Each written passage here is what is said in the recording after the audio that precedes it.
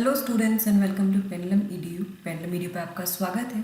आज हम पढ़ेंगे daily current affairs of 28 November 2020। So guys quickly join this session and those who have not subscribe to our channel Pendulum EDU please subscribe it and press the bell icon to receive notification.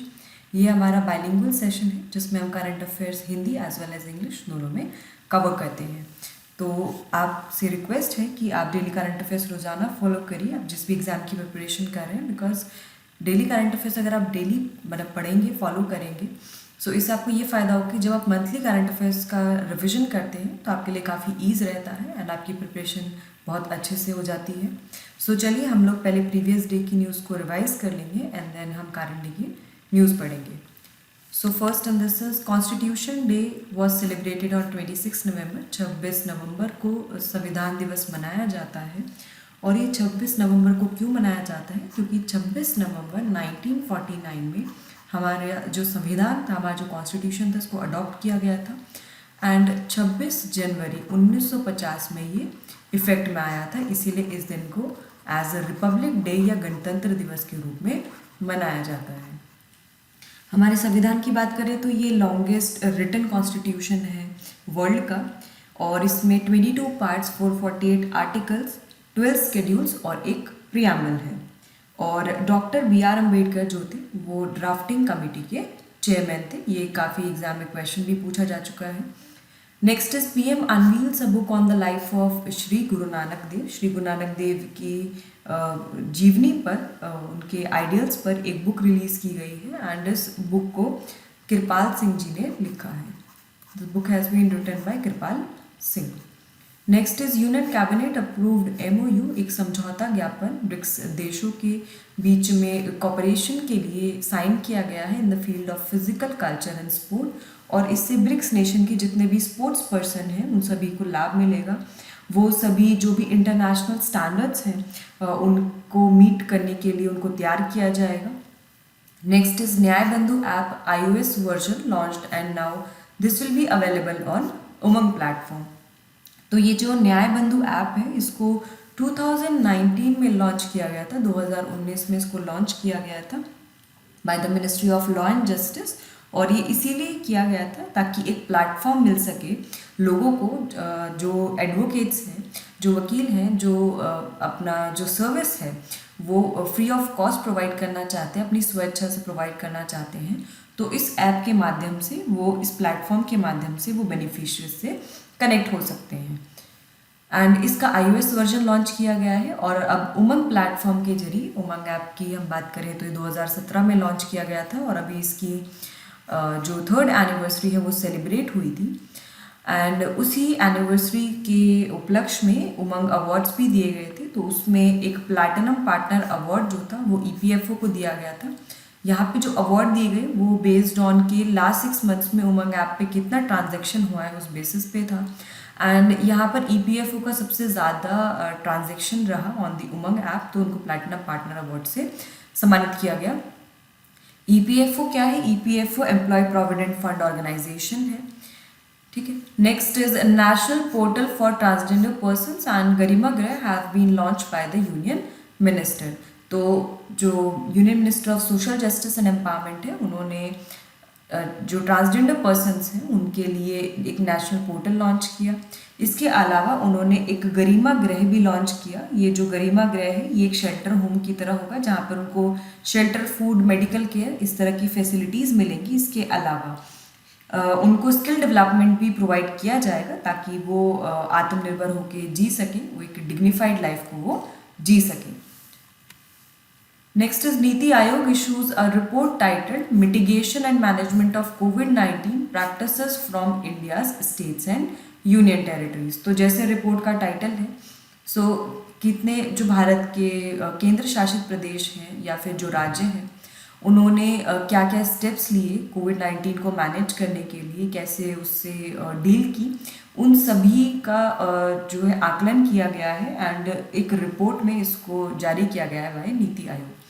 इसके अलावा नीति आयोग ने एक 3rd progress report भी जारी की है on पोषण अभियान एंड ये जो पोषण अभियान है इसकी जो समीक्षा की गई, इसकी जो पहली दूसरी रिपोर्ट थी दैट वाज बेस्ड ऑन कि उसमें क्या क्या पॉइंट्स हैं, क्या क्या कैसे कैसे इम्प्लीमेंटेशन हो रहा है एंड जो थर्ड प्रोग्रेस रिपोर्ट है, इससे पता चल रहा है कि जो हमने न्यूट्रिशनल टारगेट सेट किए हैं भारत ने, उसको मीट करने के लिए बहुत एफर्ट करने की आवश्यकता है।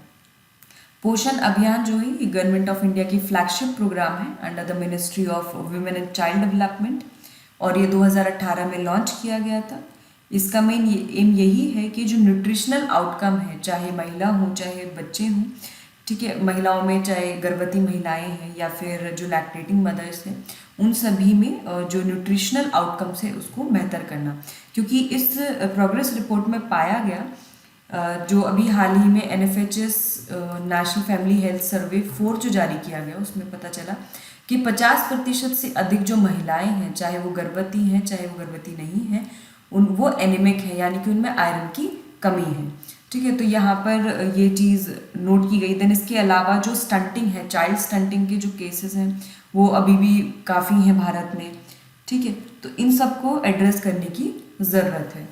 Next is India becomes 4th nation having navigation system recognised by the international maritime organisation. ये UN की एक स्पेशलाइज्ड एजेंसी है, international maritime organisation.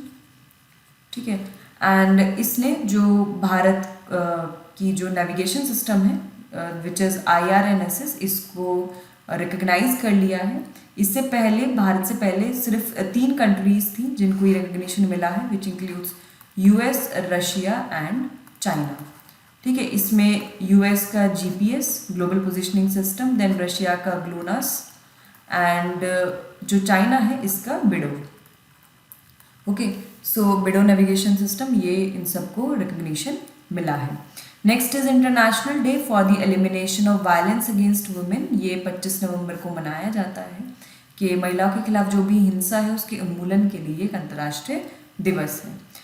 Next is PM Modi reviewed projects through Pragati platform. तो प्रगति प्लेटफॉर्म जो है ये इसीलिए बनाया गया ताकि जो भी प्रोजेक्ट्स चल रहे हैं, चाहे वो स्टेट गवर्नमेंट लेवल पे चल रहे हो या फिर डिफरेंट डिपार्टमेंट्स के हों, सेंट्रल गवर्नमेंट के, सो कौन कौन से प्रोजेक्ट की क्या प्रोग्रेस चल रही है उसको रिव्यू करने के लिए प्लेटफॉर्म है।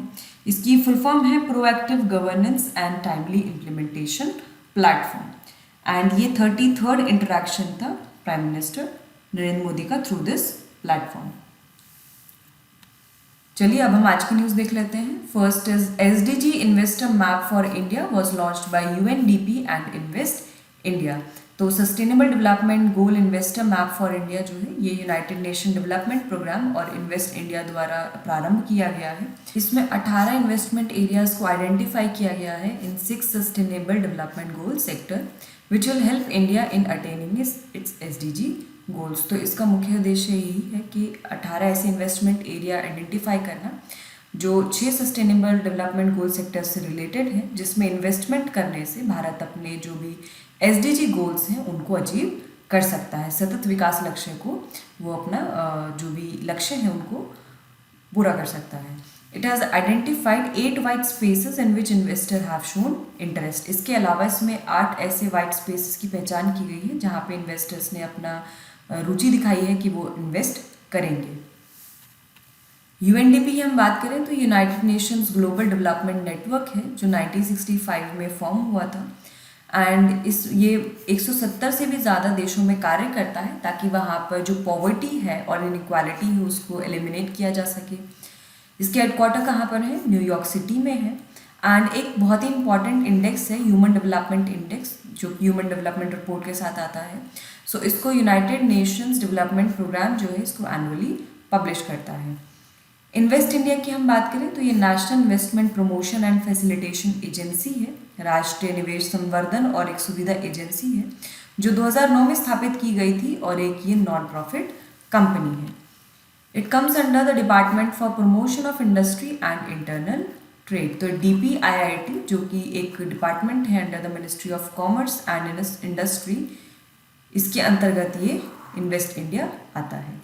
SDG गोल्स की हम बात करें तो ये 17 गोल्स टोटल हैं इसमें, जिसमें एक बेहतर फ्यूचर और सस्टेनेबल फ्यूचर की बात की जाती है और इसको 2015 में लॉन्च किया गया था और सारे जो भी गोल्स हैं उनको 2030 तक अचीव करना है। इससे पहले मिलेनियम डेवलपमेंट गोल्स हुआ करते थे, मिलेनियम डेवलपमेंट गोल्स थे ठीक है, ये 2015 तक थे इनका, और इसके बाद इसको रिप्लेस करने के लिए सस्टेनेबल डेवलपमेंट गोल्स को लाया गया। SDG investor map for India has been launched by UNDP and dash. Bharat के लिए संधारणीय विकास निवेशक मानचित्र UNDP और डैश द्वारा लॉन्च किया गया है। NITI Aayog, finance ministry, invest India and SEBI. So क्या होगा इसका correct answer? The correct answer will be option C, that is निवेश भारत या इन्वेस्ट इंडिया।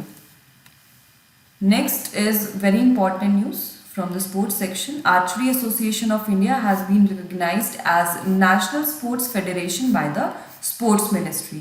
तो भारतीय तीरंदाजी संघ को खेल मंत्रालय द्वारा राष्ट्रीय खेल महासंघ के रूप में मान्यता दी गई है। एंड पहले क्या हुआ था, गवर्नमेंट ने AAI का जो रिकॉग्निशन है, आर्चरी एसोसिएशन ऑफ इंडिया का जो उन्होंने उसको पहचान दी थी, जो रिकॉग्निशन दिया था, उसको 7 दिसंबर 2012 में विड्रॉ कर लिया था, क्योंकि वो इलेक्शन कंडक्ट नहीं कर पा रहे थे according to national sport development code of India 2011। Archery Association of India stated that it will help in the development of sports in the country and it will help people who are preparing for Tokyo Olympics. तो archery association of India ने कहा कि वो अब अपना जो उसका M है वो यही होगा कि जो भारत में जो स्पोर्ट्स है, जो खेल है, उसमें विकास करना, और साथ ही जो भी स्पोर्ट्स पर्सन है जो टोक्यो ओलंपिक्स के लिए तैयारी कर रहे हैं उनकी भी मदद करना। और ये जो रिकग्निशन है ये 1 साल के लिए वैलिड रहेगा, 1 साल के लिए मान्य रहेगा। आर्चरी एसोसिएशन ऑफ इंडिया की हम बात करें तो ये 8 अगस्त 1973 को इसकी स्थापना हुई थी।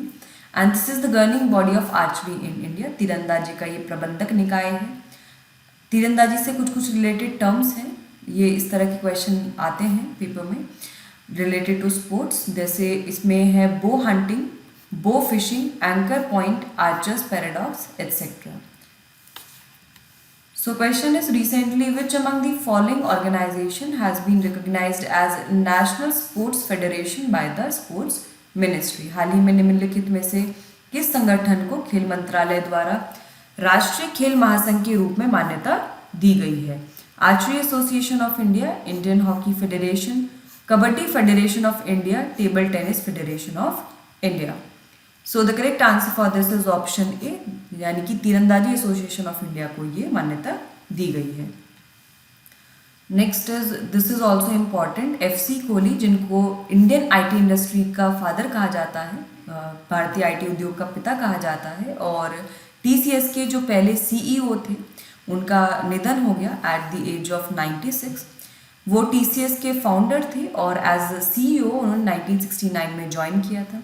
He was the former president of the Computer Society of India. Computer society of India के वे पूर्व अध्यक्ष भी थे। इसके अलावा उन्होंने south east Asia regional computer conference को चेयर किया था सिंगापुर में 1976 और न्यू दिल्ली में इन 1988।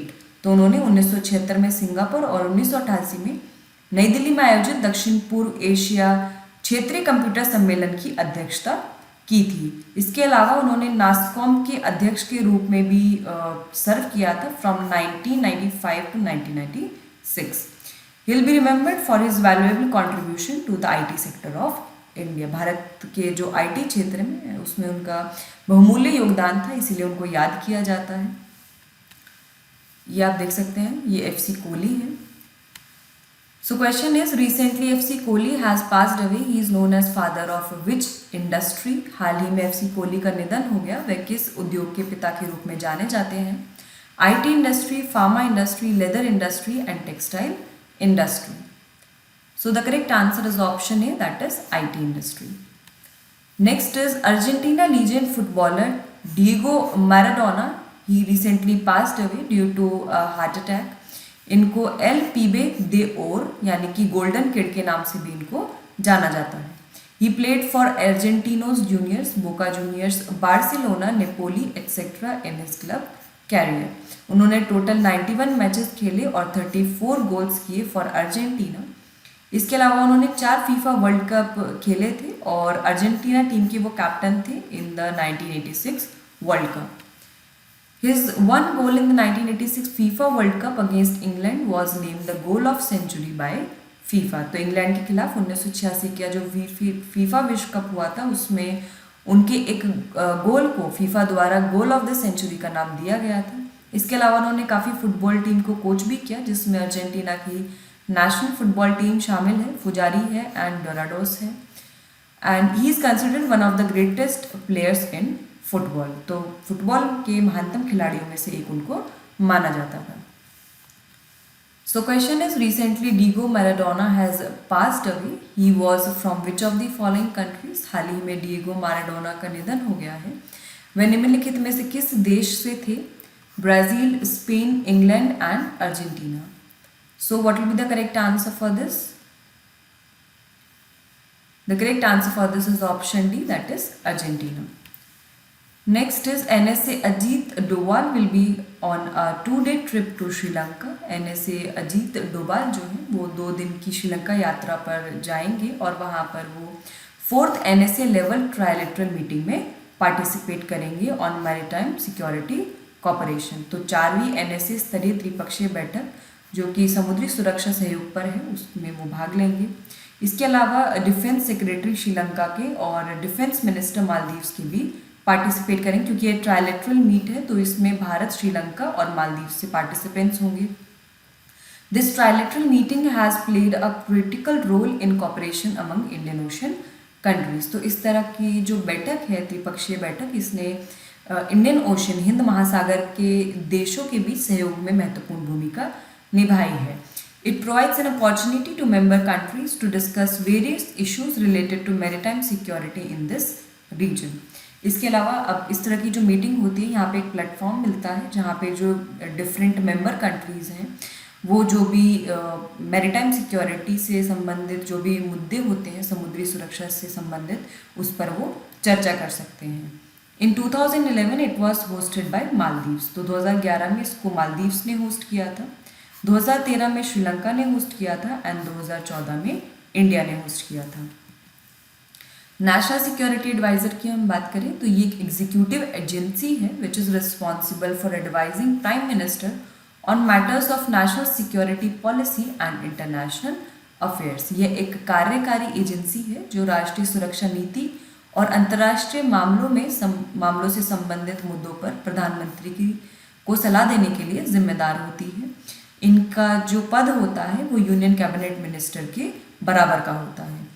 एंड अभी करेंटली नेशनल सिक्योरिटी एडवाइजर कौन है भारत के? अजीत डोभाल हैं। ये फोटो में आप देख सकते हैं, ये अजीत डोभाल हैं। So question is, which of the following countries is hosting the 4th NSA level trilateral meeting on maritime security cooperation? निम्नलिखित देशों में से कौन समुद्री सुरक्षा सहयोग पर 4th NSA स्तरीय त्रिपक्षीय बैठक की मेजबानी कर रहा है? Bangladesh, Nepal, Sri Lanka and Maldives. So the correct answer is option C, that is Sri Lanka. Next is Indian Railways has rolled out its completely digitalized human resource management system. तो डिजिटलाइजेशन की तरफ एक और कदम बढ़ाते हुए जो भारतीय रेलवे है इसने पूरी तरह से डिजिटल ऑनलाइन मानव संसाधन प्रबंधन प्रणाली शुरू की है। इससे क्या होगा, जो एफिशिएंसी और प्रोडक्टिविटी है रेलवे सिस्टम की वो बेहतर होगी और इससे जो भी करेंटली सर्व कर रहे हैं एम्प्लॉयज़ रेलवे की या फिर जो रिटायर्ड एम्प्लॉयज़ हैं सबको बेनिफिट मिलेगा। इसको रेलवे बोर्ड के चेयरमैन और CEO विनोद कुमार यादव के द्वारा लॉन्च किया गया। सो यहाँ से आपको एक और इन्फॉर्मेशन मिल रही है कि करेंटली चेयरमैन रेलवे बोर्ड के कौन है? विनोद कुमार यादव है, या फिर CEO पूछा जाए रेलवे बोर्ड के तो वो भी विनोद कुमार यादव है। HRMS यानी कि ह्यूमन रिसोर्स मैनेजमेंट सिस्टम, ये कम्प्लीटली ऑटोमेटेड सोल्यूशन है for human resource management.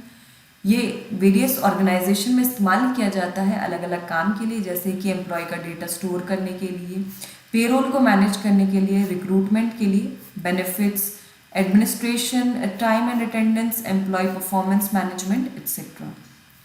Indian railways की हम बात करें तो ये रेल मंत्रालय के अंतर्गत आता है और वर्ल्ड में ये साइज़ की अगर हम बात करें तो आकार में दुनिया का ये 4था सबसे बड़ा है एंड इसमें 18 जोन्स हैं और 70 डिविजन्स हैं।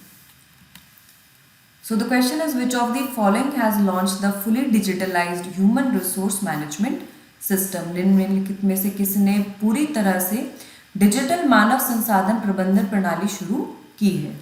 Indian railways, department of finance, NITI Aayog and central bureau of investigation. So what will be the correct answer for this? The correct answer is option A, that is Indian Railways. Next is news from MOUs and agreements. अभी भारत और Finland के मध्य एक समझौता ज्ञापन पर हस्ताक्षर किए गए हैं in the field of environmental protection and biodiversity conservation. पर्यावरण संरक्षण और जैव विविधता संरक्षण के क्षेत्र में सहयोग के लिए एक समझौता ज्ञापन पर हस्ताक्षर किए गए हैं. It aims to exchange the best practices in the field of prevention of air and water pollution, waste management and promotion of circular economy. तो ये क्योंकि जो MOU है ये एनवायरमेंटल प्रोटेक्शन बायोडाइवर्सिटी कंजर्वेशन से रिलेटेड है, तो दोनों देशों के बीच जो भी बेस्ट प्रैक्टिसेस हैं कि कैसे जो वायु प्रदूषण है, जो जल प्रदूषण है या फिर जो कचरा है उसको कैसे प्रबंधन किया जाए उसका, ठीक है, या फिर परिपत्र अर्थव्यवस्था को कैसे बढ़ावा दिया जाए, उससे रिलेटेड एक्सचेंज होंगी बेस्ट प्रैक्टिसेस. इसको प्रकाश जावड़ेकर और क्रिस्टीना मिकोनेन ने साइन किया है. Both countries have affirm their commitment to fulfil the targets of Paris agreement. तो पेरिस समझौते के तहत अपने लक्ष्यों को पूरा करने के लिए दोनों देशों ने अपनी प्रतिबद्धता की पुष्टि की है. हमारे current minister of environment, forest and climate change कौन है? प्रकाश जावड़ेकर है. फिनलैंड की हम बात करें तो ये एक नॉर्थ यूरोपियन कंट्री है जिसकी कैपिटल हेलेंस्की है. So this is the location of Finland. आप ये देख सकते हैं, इसकी कैपिटल हेलेंस्की है. ये अपना जो बॉर्डर है स्वीडन के साथ शेयर करता है. Over here you can see Sweden है. देन इधर रशिया के साथ शेयर करता है अपना border. After that Norway and then gulf of Bothnia and over here gulf of Finland. ये 8th लार्जेस्ट कंट्री है यूरोप की. सॉली निनिस्तो जो है वो करंट प्रेसिडेंट हैं फिनलैंड के एंड साना मरिन जो है वो करंट प्राइम मिनिस्टर हैं फिनलैंड की. सो question is India and dash have signed an MOU for cooperation in the field of environment protection and biodiversity conservation. Bharat और डैश ने पर्यावरण संरक्षण और जैव विविधता संरक्षण के क्षेत्र में सहयोग के लिए एक समझौता ज्ञापन पर हस्ताक्षर किए हैं. Sweden, Sri Lanka, Myanmar and Finland. So the correct answer for this is option D, that is Finland. Next is Indian Army has launched a cycle expedition to mark 1971 Indo-Pak War victory. भारतीय सेना ने 1971 के भारत पाकिस्तान युद्ध विजय को चिन्हित करने के लिए एक साइकिल अभियान शुरू किया है. एंड ये जो गोल्डन जुबली है 1971 के युद्ध की, उसको मनाने के लिए ये लॉन्च किया गया है. And the golden jubilee will be celebrated on 3 दिसंबर. 3 दिसंबर को ये गोल्डन जुबली मनाई जाएगी. This is 1971 kilometre cycle expedition, क्योंकि 1971 का जो वॉर विक्ट्री है उसको याद करने के लिए मनाया गया है. तो इसीलिए ये जो साइकिल एक्सपीडिशन होगा, साइकिल अभियान जो होगा, ये 1971 किलोमीटर का होगा, जो लखपत से स्टार्ट होगा, जो कच्छ में लोकेटेड है. और ये लोगों को कोविड-19 के बारे में जागरूकता फैलाएगा. इसके अलावा जो भी एक्स सर्विस मैन हैं, जो पूर्व सैनिक हैं या फिर युद्ध के हताहत हैं या फिर विकलांग हैं, उन लोग को भी उन तक पहुंचेंगे और उनको बताएंगे कि क्या क्या उनके लिए बेनिफिट्स हैं, क्या गवर्नमेंट ने उनके लिए स्कीम लॉन्च की हुई है ताकि उनमें जागरूकता फैले. इसकी कोर थीम है social distancing, mask and sanitisation. The cycle expedition Swarnim Vijay वर्ष साइक्लोथॉन. इस साइकिल एक्सपीडिशन का नाम है स्वर्णिम विजय वर्ष साइक्लोथॉन एंड ये गुजरात और राजस्थान में ट्रैवल करेगा. 1971 के इंडो पाक वॉर की हम बात करें तो ये भारत और पाकिस्तान के बीच मिलिट्री कॉन्फ्रंटेशन था for the independence of Bangladesh. ये 3 दिसंबर 1971 को शुरू हुआ था और 16 दिसंबर 1971 को ख़त्म हुआ था. और मॉडर्न वर्ल्ड का, आधुनिक दुनिया का ये सबसे छोटा युद्ध माना जाता है. So the question is Indian army launched a cycle expedition to mark the victory of dash. भारतीय सेना ने डैश की जीत को चिन्हित करने के लिए एक साइकिल अभियान शुरू किया है. 1971 Indo Pak war, 1965 Indo Pak war, Kargil war and none of the above. So the correct answer for this will be option A, that is 1971 Indo Pak war. Next is government has added a provision to regulate free charges in the draft merchant shipping bill 2020. 2020। तो हाल ही में जो एक draft prepare हो रहा है merchant shipping bill 2020 का, उसमें एक नया प्रावधान जोड़ा गया है जिससे जो माल की ढुलाई के जो शुल्क है उसको विनियमित किया जा सके। As per the provision, the central government will regulate free charges levied by shipping firms for export, import and domestic transportation। तो इस प्रावधान के अनुसार केंद्र सरकार शिपिंग फर्मों द्वारा निर्यात, आयात और घरेलू परिवहन के लिए लगाए जाने वाले माल ढुलाई शुल्कों को विनियमित करेगा। Ministry of port, shipping and waterways has prepared the draft of the bill. इस बिल का जो ड्राफ्ट है ये मिनिस्ट्री ऑफ पोर्ट, शिपिंग और वाटरवेज के द्वारा प्रिपेयर किया गया है। पहले जो इसका नाम था मिनिस्ट्री का, मिनिस्ट्री ऑफ शिपिंग था, लेकिन इसका नाम अभी हाल ही में बदला गया है, ये हमने डिस्कस किया था। अब इसका नया नाम है ministry of port, shipping and waterways. और अगर ये बिल एक्ट बन जाता है, जो ड्राफ्ट बिल है मर्चेंट शिपिंग बिल, तो ये मर्चेंट शिपिंग एक्ट ऑफ 1958 और जो कोस्टिंग वेसल्स एक्ट है ना 1838, इन दोनों को ही जगह ले लेगा, इनको रिप्लेस कर देगा। As per the bill, service providers or agents will be able to levy only those free charges that are given in the bill of lading or other transport documents।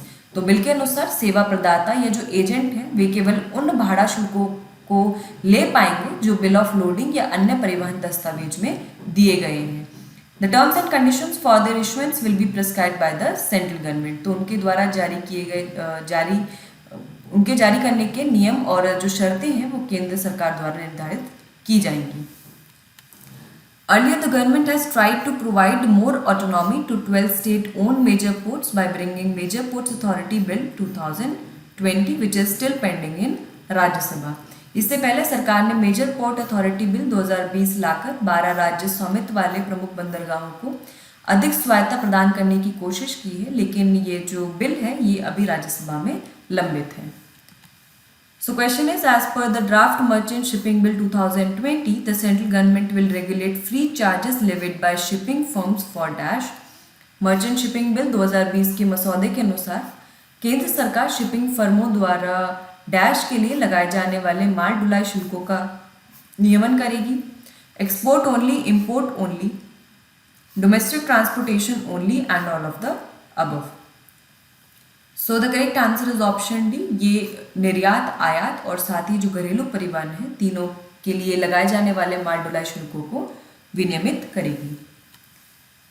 Next is emergency credit line guarantee scheme 2.0 will cover 26 stress sectors and health care sector.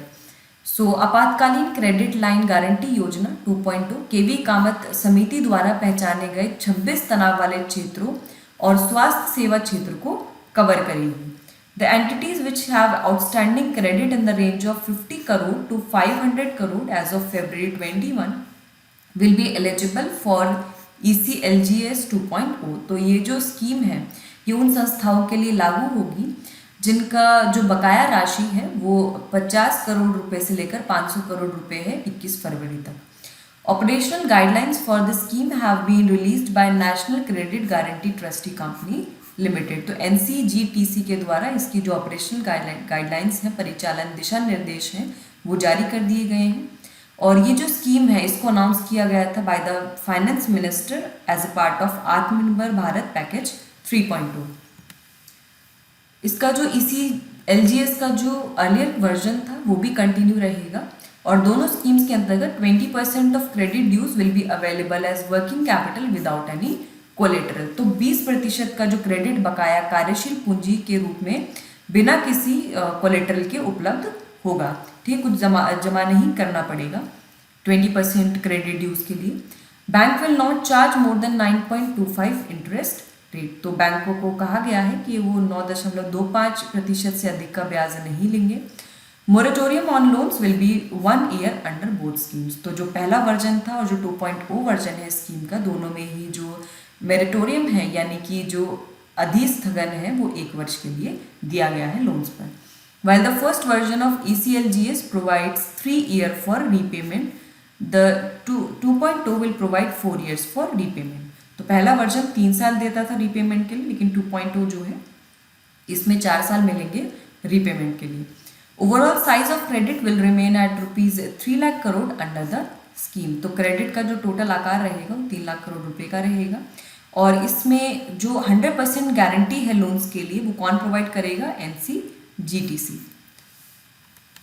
While the facility under ECLGS 1.0 was on an opt-out basis, लेकिन जो 2.0 version है इसमें opt-in basis पे facility उपलब्ध होगी। NCGTC की हम बात करें तो ये एक प्राइवेट लिमिटेड कंपनी है जिसको गवर्नमेंट ऑफ इंडिया के द्वारा पूरी तरह से ओन किया गया है, पूर्ण स्वामित्व वाली कंपनी है भारत सरकार की। और ये इंडियन कंपनीज एक्ट 1956 के अंतर्गत इनकॉर्पोरेट की गई थी और 28 मार्च 2014 इसको डिपार्टमेंट ऑफ फाइनेंशियल सर्विसेज, जो मिनिस्ट्री ऑफ फाइनेंस के अंतर्गत एक डिपार्टमेंट है, उसके द्वारा सेटअप किया गया था कि जो भी इस तरह की जो स्कीम्स हैं जिसमें क्रेडिट गारंटी की आवश्यकता है तो वो प्रोवाइड करेगी company NCGTC। So the question is, which of the following will provide 100% guarantee for loans under emergency credit line guarantee scheme?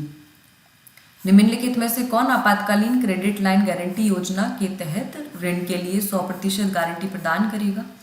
NCGTC, SIDBI, NABARD and state governments. So the correct answer for this will be option A, that is NCGTC.